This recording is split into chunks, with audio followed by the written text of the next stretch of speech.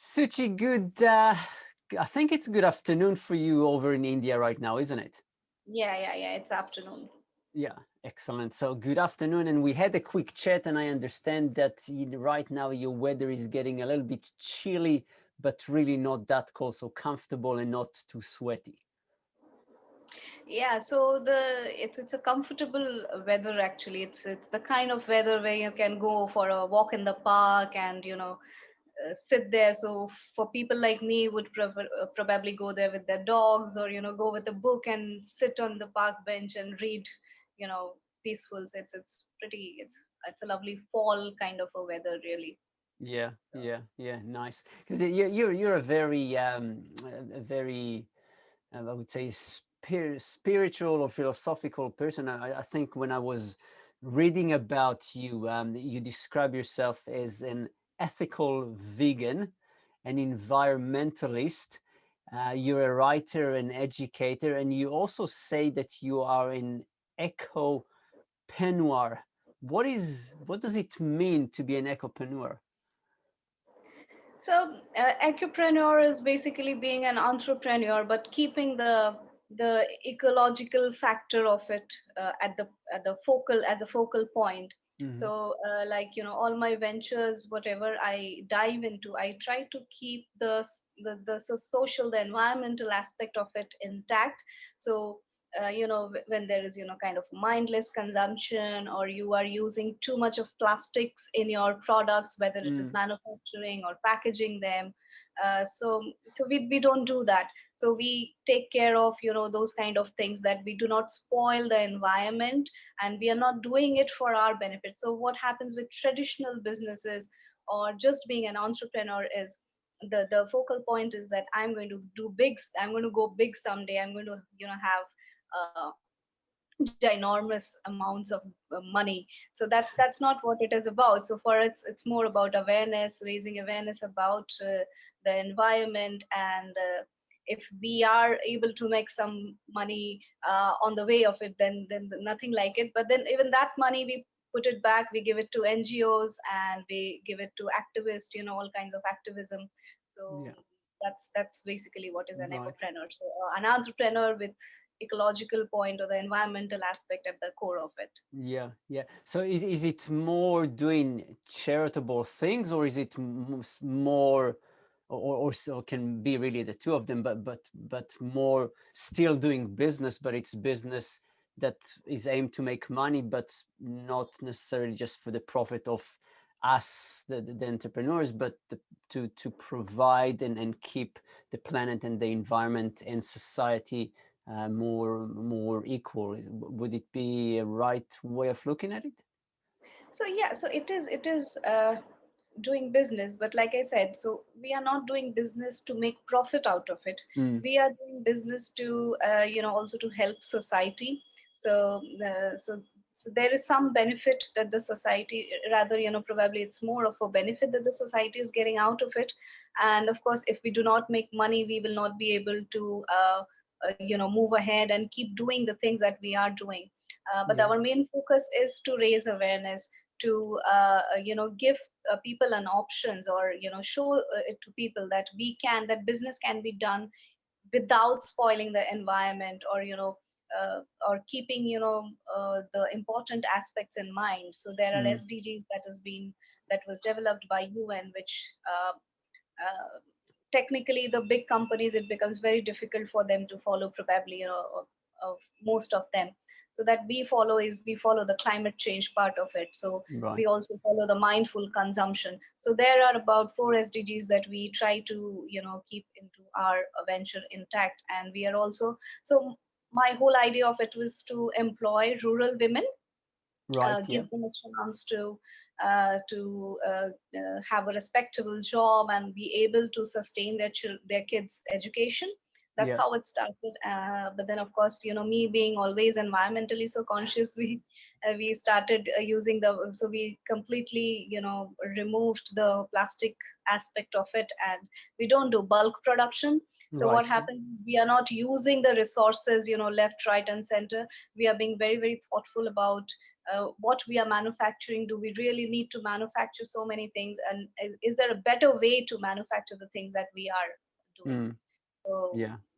Yeah. eco-preneur again, so it's basically keep whatever steps that we take, the environment will always be the center of it, and then we take a decision. So we don't take a decision and then think that how we can better it. It's the other way around. Whenever a decision is being made, we see that whether it would be useful, harmful, or it Mhm. would make no change or no impact to the environment. So that's how it goes. Right, right. So with this in mind, because when I was looking at the things that you're doing, the different charities, the different works that you're doing, and you're doing a massive amount of things, two things really stood out for me, and I think you may have touched on one of them a little bit. The first one was little Papillons, I think, and the second one was earthly, not earthly women, earthly sienna. And I think you touched a little bit on earthly sienna. What are those two though? Uh, so Little Papillons is my first venture. So it is about the emotional wellness of children of early years up to teens. Mm-hmm. And we also develop preschool curriculum and preschool books from Little Papillons. So I started as an educator. I have been an educator for almost 12 years now. And when I was into curriculum and when I was into the education field, when I started that, I saw that now I'm in India, so I saw that there are a lot of curriculum that is there in India. That there's an Indian curriculum, then there is curriculum that is coming from Singapore, that's Mm-hmm. coming from Netherlands, that's coming Right. from so many other countries. Wow. But I still felt, yeah. So people have that fascination. That's an international curriculum, but Mm. I still saw that something was missing. I felt that something was missing. And what was missing was that we are not paying enough attention to the emotional development of a child.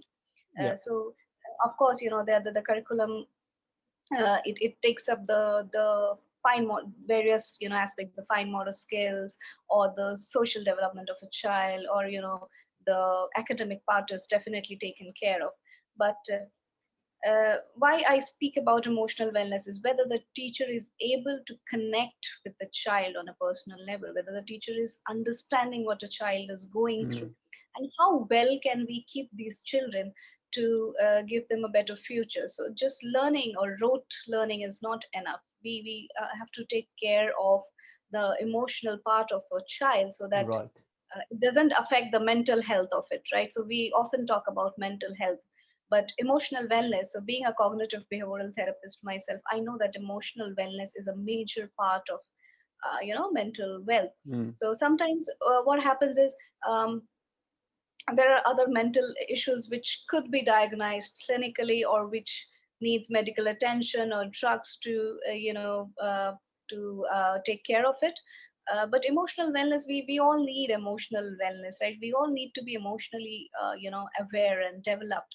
And this and so mental issues arising due to this kind of deprivation, the Mm. anxiety, or depression, all these things can be controlled if we are aware of our own emotions Yeah. and how well we can express our emotions. So we all know that these are the things that we say, that boys don't cry, Mm. or we are not supposed to have an outburst in public. But Yeah. then if you do not teach a child how to control that outburst, or if you are getting angry at the child, then the child, that's what the child is picking up. He feels that, Yeah. okay, I am Yeah. being told not to have an outburst, but that person is having an outburst herself or himself. So we shifted our focus on having a proper curriculum which would focus on emotional wellness, and we have seen amazing changes in children. Oh, great. They are able to learn better, they are able to socialize better, and they are also able to become more empathetic, not just towards other peers or human beings, but towards animals and towards nature. We see that children are bonding better overall.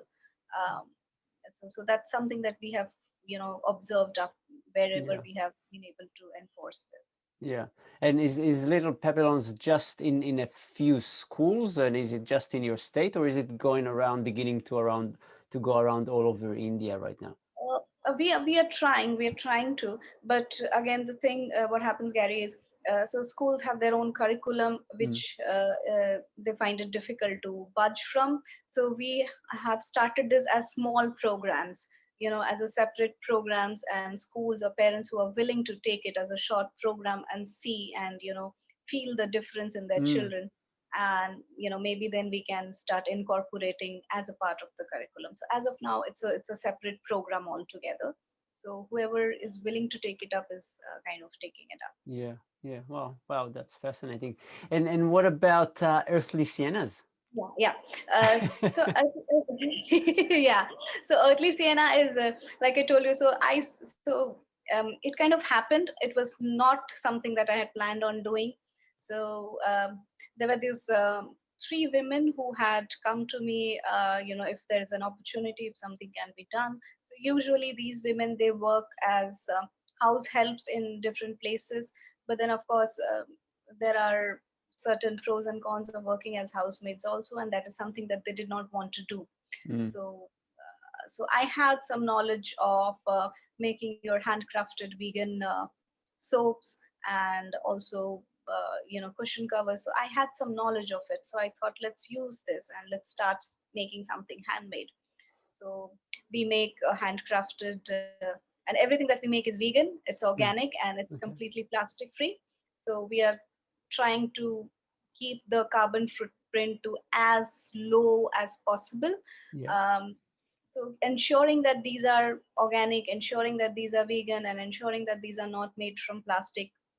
Even the packaging is handmade by these women themselves, so we make Mm, it from our own papers and we pack it themselves. So that's how we started. So we make soap bars, shampoo bars.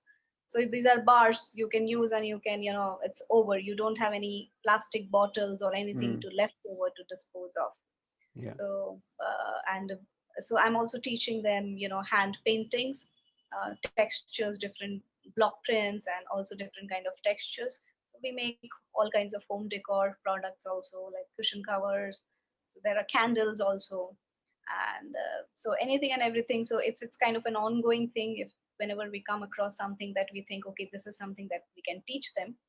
Yeah. So it's not a very huge uh, thing right now. I'm working with just 5 women workforce, because of course we since we are not manufacturing it at a huge large scale or a company level, and we do want to keep it that way, like I told you, because we are very mindful of the consumption of the Mm, resources that we are using it also. yeah. So we don't manufacture, like, thousands of pieces at a time. But then we encourage people to buy as much as possible, because that is how these women are sustaining. So Yeah. apart from whatever we can give it to them, we have also pledged, once we start, we haven't started making profit yet, so once we start making profit, so we have also pledged 20% of it to give it away to NGOs who support these kind of women, and NGOs who support the environment. So this is apart from whatever money that they are Mm-hmm. making. So, Mm, so yeah. so making profit is not something that we are actually really looking at. We really want to make a change in way the society operates. Yeah. Yeah. This is really, really interesting because it's so different to just the general creating style of business. It is something that I find really fascinating and really, really attracts me to know more about and learn more about. Um, I have a tricky question now.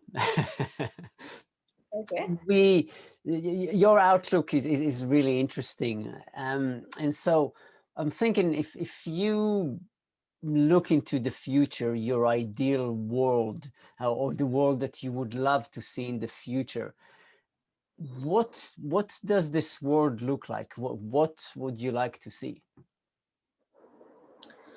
Uh, okay. So I think about this so often. So even when I have to write, so I recently wrote for a particular group. I had to write on a dystopian topic. How would the world, so a world 300 years from now. Mm, So I'll just tell you what I wrote there.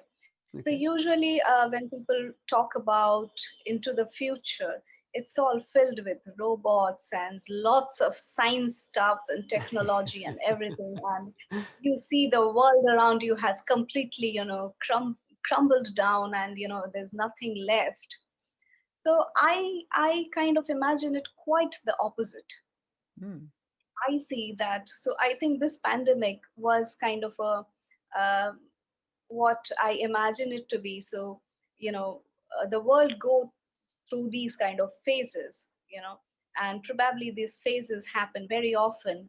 And finally, humankind, opens their eyes to what is happening and why it is happening. So the reason why I think so is this is something that I probably you do not notice. I have a non-profit also which is working for climate change awareness. mm, So we think about this a lot. So what I do is rather, so people have finally opened their eyes to the reality that climate change is real, and whatever is happening is human activities are a huge part of it. And, we have changed ourselves. So humankind has gone through all this, all the mess, the world has fallen apart. And what I see is that the world, the earth has started to regenerate itself. That's the mm, world I see. And so the world I see in future is the world that was 1,000 years before, so a lot of green cover, people living consciously, people being empathetic, people being helpful to each other, thinking. So, initially when the pandemic began, people were hoarding stuff. So this led to a lot of chaos, this led to a lot of wastage. So yeah, what I feel is exactly the opposite. People have started helping each other. If I have a stock of something, I am going and helping it to someone who doesn't have it. So we have also seen the other aspect of it, people going out of their way, helping people, helping them with medicines, helping them with regular food products. And so in fact, within this pandemic, West Bengal, where I am right now, was hit also with one of the major cyclones, mm, probably in yeah, the last few decades. It's called as Amphan cyclone, so which has destroyed thousands of homes, especially the low-lying homes. And there's an area called Sundarban, that's the border of Bangladesh and India. So hmm, it's a huge, so it's kind of submerged in water, and we have seen rescue workers going and giving them food. So that is the world that I see, people helping each other, people yeah, realizing and taking up responsibilities. Now it's not like that. So just because I want to go, so I'm going to take out my car, I'm going to drive, down to the supermarket, even when I know it would take me, 7-8 minutes to walk. I'm not going to take that walk. People take a car there. So I see it exactly the opposite. I see people living more consciously. I see lots of green cover. I see, children not with the mask, but children playing outside in their lawns, in their playgrounds, in the gardens, having the time of their life just the way that children should be, enjoying themselves. And yeah, I mean, and technology is being used to better, but so a pollution-free technology that is not really creating pollution. So yeah. in fact, technology that is helping us curb these carbon emissions and making it a better world. So I don't see robots taking over, you know. So it's exactly, a different vision that I see. Yeah, yeah. You see a utopian world where everything is nice and green and everybody gets along together, and it's a better place. So, in that case, what do we as people need to do in order to be able to get to that place? I think we touched a little bit on consumption, but what else are things that we can do in order to get to a place where the world is like this? Yeah. So like I said, when we do this, all my ventures kind of touch all these points, where we try to make the world a little better. So when we do this emotional wellness workshops, be it for children, we do it for adults also, because sometimes adults are not able to do it. So these help them to be more empathetic.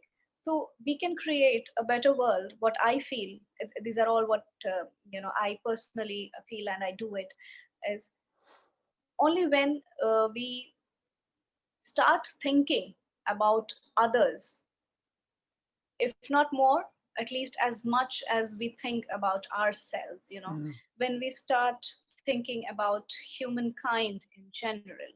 So an example that I would like to give is, actually I was talking to one of my very good friends who is a doctor, and we were just having a conversation wherein we were telling, so this is a festival time here Yeah. in India, and especially Wally. in West Bengal. It's Durga Puja, so Okay. where the goddess is, prayed. It's over now, but so we were, really we were scared that there would be a huge blast of increase in people getting infected, because people have that festival in mind.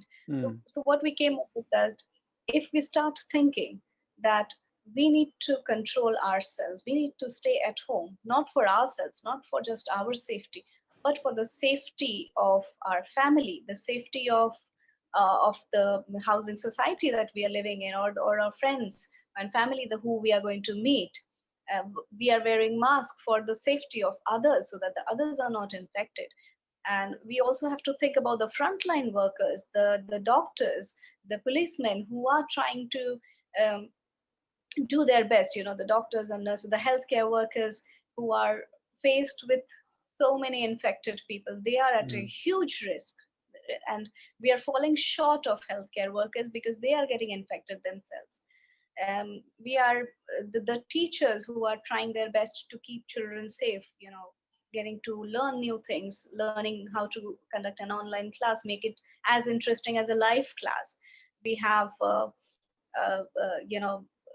everybody, the janitors who are forced to clean masks that's lying allowed, or who are supposed to clean washrooms and all Mm. these things. So we have to think about people, we have to be respectful and mindful about them. So I guess, once we start Yeah. thinking from on those lines, we realize that yes, how important it is for us to not think that okay, it's festival time, I'm going to enjoy, but rather think that my enjoyment may turn into somebody else's nightmare tomorrow. So I think this Mm. is one of the ways that we can probably realize that utopian world, wherein people are mindful of everybody else. So Yeah. being mindful, and of course, so consumption is actually a part of mindfulness, right? I'm going to buy only what is needed, and not just because I can afford it, or just because it's there and I hoard it. We often do this. I think we are all guilty of it at some point. We Yeah. love something and we just keep hoarding it, right? Because we don't know, it may be out of stock tomorrow. We are all Mm. guilty of doing Yeah. it. Yeah. But again, once we start realizing that there's somebody out there whom actually need it, and I'm just doing it because I want it. So once Mm. we realize that difference, and probably people who have children who can think that okay, maybe so 100 years from now I will not be here, but what about the generations who are there? What are we leaving them? Mm. What world have our ancestors left us, and what world are we going to leave to our future generations? So there's this American proverb that actually touches my heart very, very closely. It says that we do not inherit our earth from our ancestors, we borrow it from our children. Mm. So once you think that way, that's what I say. So when we think about others, when we put others in front of us, it helps us having more, a wide vision, and see it a little, have a little foresight. Yeah. So Yeah. Yeah. I think so, thinking about others. Mm.